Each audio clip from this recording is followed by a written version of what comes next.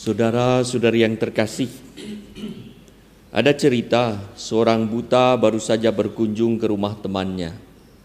Tak terasa hari sudah malam saat ia pamit. Waktu pamit, temannya berkata, "Tolong bawa lentera ini agar kamu tidak bertabrakan dengan orang lain di jalan, karena malam ini gelap sekali, tak ada bulan." Jawab teman yang buta tersebut, "Saya tidak butuh lentera karena saya buta. Saya sudah hafal di jalan. Gelap dan terang sama saja bagi saya." Tapi temannya menjawab, "Tidak, kamu harus membawa lentera ini bukan untuk menerangimu, tetapi untuk menerangi orang yang tidak buta supaya tidak menabrak kamu." Akhirnya ia menerima lentera itu. Dalam perjalanan pulang ternyata ia bertabrakan dengan satu orang. Dan ia marah karena merasa membawa lentera. Dia berkata, "Dasar, apakah kamu buta? Kamu tidak melihat aku?"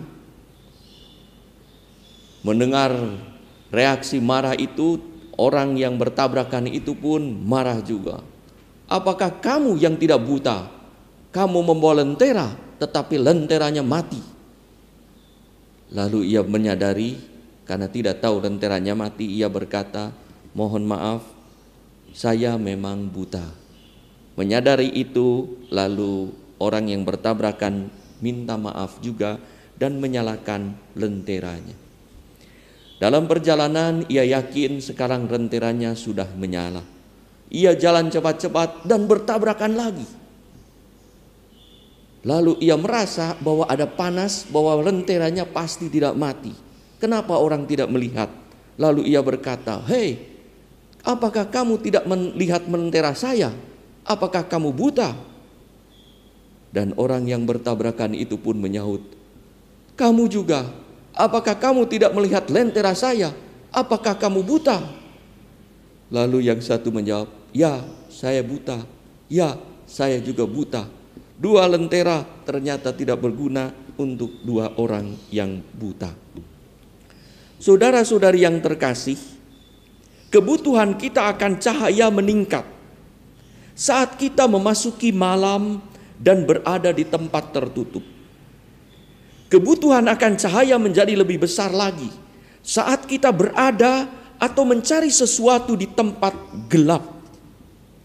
Cahaya justru diredupkan, dibuat gelap remang-remang pada tempat tertentu agar aktivitas yang sedang berlangsung tidak kentara jelas dan identitas pelakunya tidak nyata terlihat. Orang yang berniat jahat biasanya menyukai kegelapan.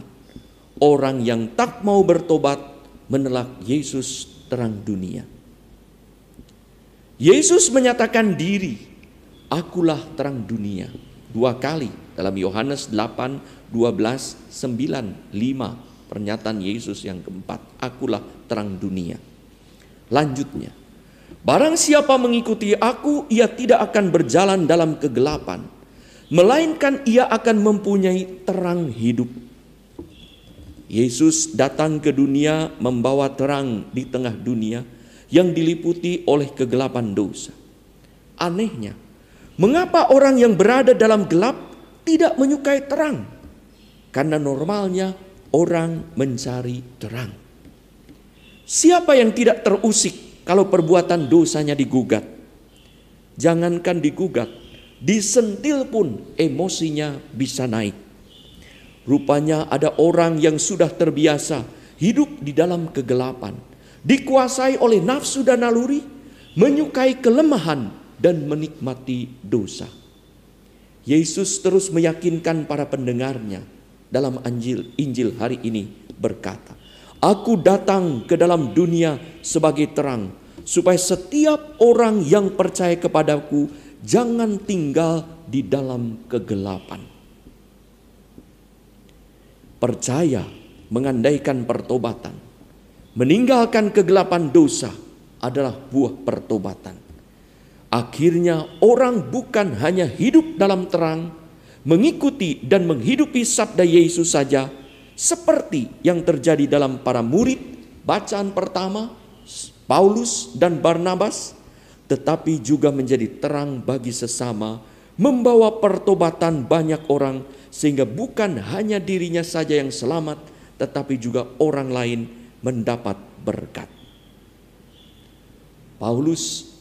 Saulus sebelum bertobat, ia merasa melihat sebagaimana kita di dalam kegelapan, begitu keluar dari ruang gelap, memasuki ruang yang terang, kita merasa silau. Itulah yang dialami Saulus dalam Kisah Para Rasul 9. Ia hidup dalam kegelapan, berjumpa dengan Yesus, terang kehidupan secara ajaib, dan ia mengalami silau dan mengalami kebutaan. Akhirnya ia mengalami penglihatan yang sejati setelah ia bertobat menjadi Saulus. Ia menjadi terang dunia seperti yang diamanatkan Yesus kepada para murid. Kamu adalah terang dunia. Yang diibaratkan oleh Yesus bagaikan kota yang terletak di atas gunung, tidak mungkin tersembunyi. Di tengah kegelapan kita akan melihat kota yang di atas gunung terang benderang. Saudara-saudari yang terkasih, seorang murid Yesus yang mempunyai terang hidup akan menarik banyak orang. Walau tak bicara eksplisit tentang Tuhan dan tak ada maksud memberi kesaksian iman, orang akan merasa ada cahaya yang memancar dari hidupnya hingga orang terdorong mengikutinya atau setidaknya mencari tahu apa rahasia di balik hidupnya. Ternyata ada Tuhan yang menerangi jalan hidupnya. Ada lentera.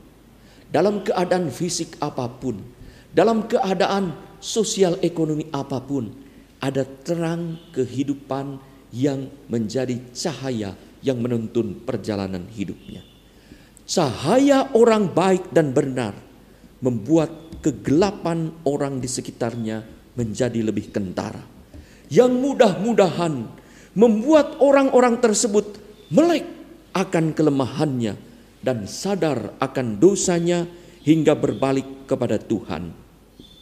Marilah kita hidup sedemikian rupa hingga kita tidak menjadi batu sandungan yang membuat orang saling bertabrakan, tetapi menjadi cahaya yang saling menerangi kehidupan bersama.